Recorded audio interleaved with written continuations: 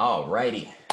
So, how's it going, everybody? Once again, this is Paul Robinson coming to you. I know you've been seeing me a lot over the last 2 months, but it's been very important for us and everybody at Construct Reach to continue to provide resources for not only educators, but students as well during this time. We've been able to have panel discussions and, we've also been able to have these one-on-one conversations as well, just to get additional industry insights where we're bringing resources and insights from the industry right to the context of your life, right to your doorstep, so that you can understand the steps that you can take, how to position yourself, and how to continue to move forward, given all of the new circumstances that we found ourselves in with this pandemic. So today, I've got a very esteemed panelist with us today. Brenda Curry is calling out of California, so out there on the West Coast. It's quite a ways from me, but we're still very close. She is a very good supporter of Construct Reach, has been there pretty much since day one. And so she is the CEO of Curtin Dunsmuir. They're based out of California. And so it's good to have you today, Brenda. How's it going? Good to be here. Good to be here. Yes. From sunny California. Yeah, it's always sunny there. Man, yes. That's good. That's good. So yeah, thanks, Brenda, for taking this time. So as we talk about, this pandemic and these unprecedented circumstances that we found ourselves in, before we delve into it, I typically like to just hear our panelists just kind of career journey, because we have people that occupy various positions, and especially when we're talking to CEOs, that's a process, that's a journey, that's not something that you just jump right into. And especially when we are considering our audience with educators and students who are out there that are on the verge, that are at the beginning portion of starting a career, talk through kind of how you got to where you are. Okay, so I'm going to do the summary version of this, because we could be here all day with that journey, since I've been in this for a long time. But right out of college, I went into as an industrial engineer, so it had nothing to do with construction. It was not on my radar or any of that. So probably like a lot of people that are out there and just kind of searching around. My first job, as I said, was as an industrial engineer, and was at that for a few years. And I had actually started buying property right out of college. Wow. Now I won't say properties, but a property. Hey, you got to start somewhere. Right. So that kind of had my interest in, working with people, trying to get stuff fixed up and all of those kind of things. But while at this job for the first few years, there was just this growing desire for entrepreneurship. So I started looking around for opportunities. And the fact that there were a lot of opportunities happening in construction at that time that I was looking, it started to get some of my attention. So while I was still working, I got my contractor's license and all of that, and actually kind of started the business on the side. So I was going to work, as an engineer. At 7 o'clock in the morning, before I got there, I was at the office I was starting with insulation and those kind of things. Had a general contractor's license, but was doing a specialty trade. But anyway, went through all of that. And it finally reached a point that I needed to take a leave of absence. And what was critical in taking that leave of absence is looking at the career path I was on as an engineer. And I was in the manufacturing with Kaiser Aluminum. So in the manufacturing, and it was bought by Kaiser Marietta, became a part. Wow. And when that merger happened and the whole executive staff was removed and a new one brought in, what I thought was a safe career path and, all of this security, it's just like, I can get a job. So I took a leave of absence and here I am. Wow. Amazing. Wow. So, as we think about, the pandemic that we found ourselves, I wanted to make sure that I got a chance to kind of hear, your career journey first before we jumped into it. But, considering how we found ourselves in these unprecedented times and how, it's impacting everybody. how would you say the industry is navigating through COVID-19? I think, like everybody else, it's like the blind leading the blind. You deal with the circumstances on a daily basis just to see how to deal with it because Yeah. there's so much uncertainty. The blessing in all of it is that construction is deemed an essential business. Mm. So we have the opportunity to keep people employed and to keep our doors open.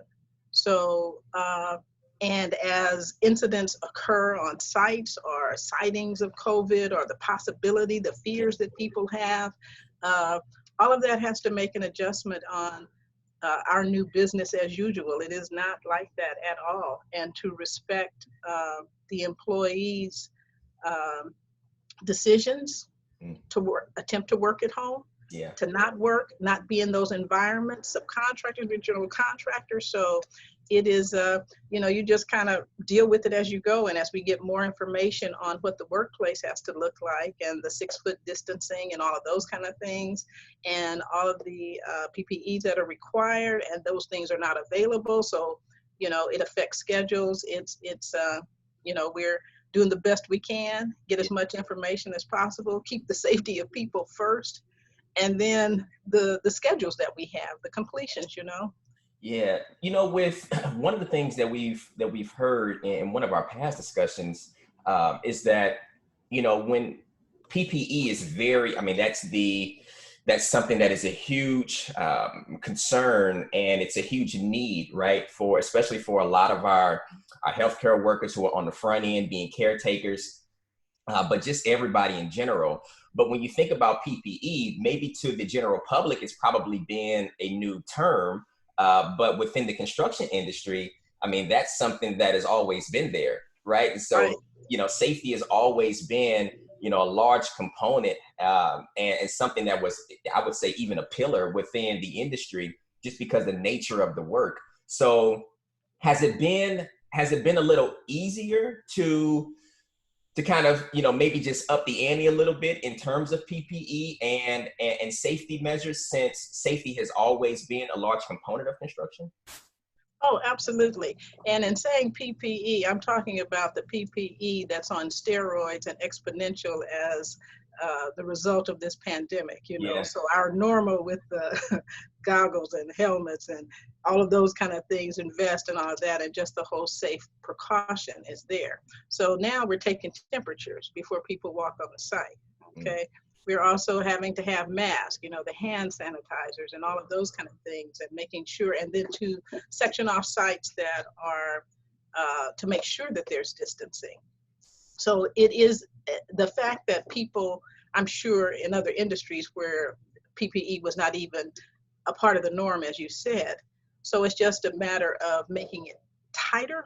Yeah. Okay, so yes, that perhaps makes it a little easier, but the unavailability of certain products that are needed, like everybody has, and to have it in abundance, so it that becomes the challenging part of it. Mm-hmm. Now, collectively speaking, though, do you have you experienced the industry of construction kind of coming together to whether it's share best practices or what have you?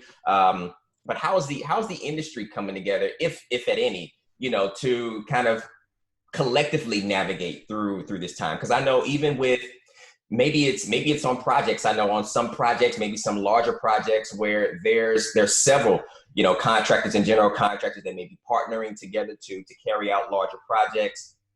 So there's maybe collaboration that takes place there. But I don't know, collectively speaking, do you sense or have you experienced the industry collectively coming together to try to navigate through this and instilling maybe best practices? Yeah, I think so, and that becomes a part of just the information being shared, what the practices are. So that those relationships are getting closer, and the information is flowing a lot more freely.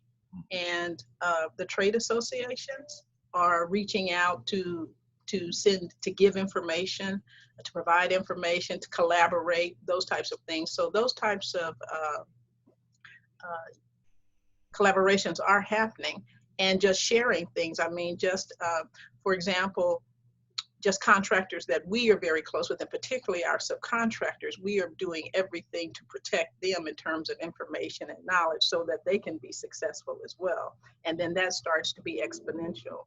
Uh, so, and just for funding, you know, so there's some of our subs, for example, or other contractors out there where some of their work was just cut down. I mean, or closed, period. If they were working at the airports or and that terminal is not there happening, or at Disneyland or for Disney or those kind of things. So our project may be the only thing that they have. So, you know, we're trying to help them make sure they are able to get involved with SBA and with the PPP funds and all of those kind of things. So that kind of camaraderie ship is happening, I think, more so in the industry, just for all of us to try to stay afloat, because we're really only as strong as the next person, you know, so we have to share that information. And with bankers that are friendly to this, how can you get through this? Hey, try this bank. Yes. No, you know, but that's one of the unique things that I've seen during this time is, you know, just the willingness for different sectors really to kind of come together and, you know, be a resource and kind of help each other out. I mean, you're seeing companies that typically don't create, right, PPE that are stepping up to do certain things. And just like you had mentioned there, you know, whether it's the banking industry or different contractors or different resources, it's like being able to have those conversations and point, you know, each other to the right source so that it's beneficial for that entity. And so that's very good. You know, and you know, that's something that we want to have that's underlying there, this camaraderie ship and help each other. Everything should not be so competitive. And now that it's about survival, it forces that to come to play. And it's good to see that people and that the companies are looking at it in that way and sincerely concerned about survival, you know, the business and personally. You know? Yeah. And actually, I mean, there's certain things that you would want to remain in place, you know. Oh, absolutely. Out of this, right? It's hopefully, you know, there's people that are seeing some of the benefits of being able to work collectively and to help one another and be that resource. So yeah, those are some of the things that you want to remain in place. Oh yeah. Yeah, it's going to look very different after this is over. Yeah, that is true. And that's a segue, you know, into the next question. You know, with there being so many different things that we've had to incorporate, whether it's the social distancing, whether it's, you know, making sure that surfaces and pretty much everything is sanitized and cleaned, and just being more attentive to health and safety. Do you foresee any differences within the construction industry on the other side of this pandemic? Oh yeah, I think that becomes very personal. Number one, that if as an individual our consciousness is raised, then our consciousness is raised overall, you know, for the companies and for the cities and counties and for the nation, the world, really. So it's coming from both directions, from the top and the bottom. It's just like, hey, I want to make sure that this is correct. So with that, absolutely, you know, those changes are going to be there, and I think that will become our new norm. There are businesses that are sprouting up now that are becoming you know, experts in how do you, for the cleaning and all of those kinds of things. So, I mean, you know, when one thing comes down, I'm a true believer of this, there's always an opportunity for something else that is available. And we're seeing that, I mean, some people were able to switch to this very quickly. I mean, what we saw with the mask and guards and all of those kind of things is evident. But for entrepreneurs on a smaller level, we got into this very quickly too, because for example, on our sites, and I'll use that just as an example, if there happened to be, and we did have on one site where someone had symptoms, so we had to sanitize the entire site. So in doing that, who's qualified to do it, how are they doing it, and those kind of things. And that happened at the very beginning. Yeah. So, you know, there were just a couple of possibilities of folks that really had the qualifications to do that. If that happens today, you know, 6 weeks later, there are several companies that now have, you know, that are advertising about that. So. Yeah, how quickly that happens too, right? Yeah. Yeah, and it as it needs to. Yes. Yeah, yeah. Wow, that's amazing. No, this has been good, Brenda. Very good insight. As we kind of talk through, how the industry is responding and navigating through this, and how you guys are doing it as well. So when you think about, young people who are considering construction to be the industry of choice, right? What advice would you have for young people right now who are considering construction to be their industry of choice for their career? Well, let me put it this way. Number one, it has always been an excellent choice. Okay. Yeah. With what we have gone through now, this worldwide pandemic, construction was an essential business.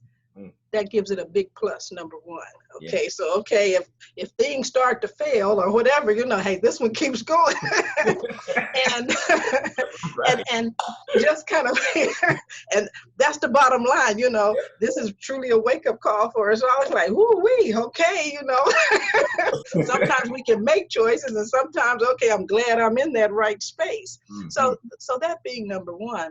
But the other part of it is everything that is out there, every discipline that, for young people exists in construction. And, we can't say this enough, that we think about it often just as the skilled workers that you see with a hammer or a screwdriver or, wood or those kind of things. But if you're an attorney, if you're an accountant, if you're in, advertising, everything is available in construction. And to have that in an essential business. Yeah. Seems like a win-win to me. It looks like it to me, because through it all, yeah, everybody had to slow it down a little bit just to kind of figure out what it is we have to do with this. Yeah. But as this starts to lift, construction is going to take off even more. We were looking for people before. Yeah. And I know a lot of people were looking for employees and those types of things before. So after this, there's going to be a real surge. So, I see it as a real opportunity, and we need to be looking, everybody, just as people, and just as how do we deal with and live and survive and do those kind of things. It's not so much about where we are right now, but what are we going to be doing later, and how do we prepare ourselves for that opportunity that's going to be awaiting us? Yeah. No, that is well said, Brenda. Man, that's great. Well, I thank you for this time today, being able to take some time out of your schedule to sit down with me and just kind of talk through, how we're navigating during this time. We want these to be a resource to you. We want these to be something that you can refer back to, right, on a regular basis. I mean, we have a series of these videos as we are talking through how the industry is navigating through this time.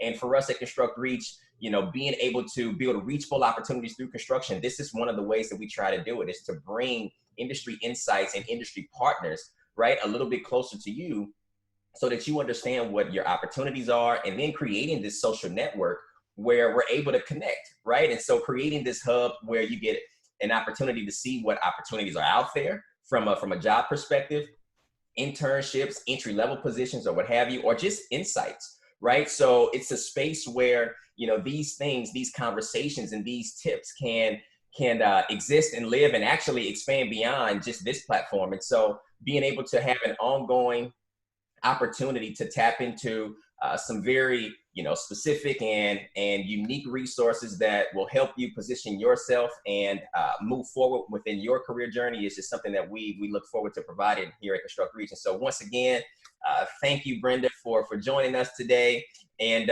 enjoy that sunny weather out there in California. And I'll be talking to you soon. Okay, thank you. It is such an opportunity to be able to share. Thank you. All right. Thank you. All right.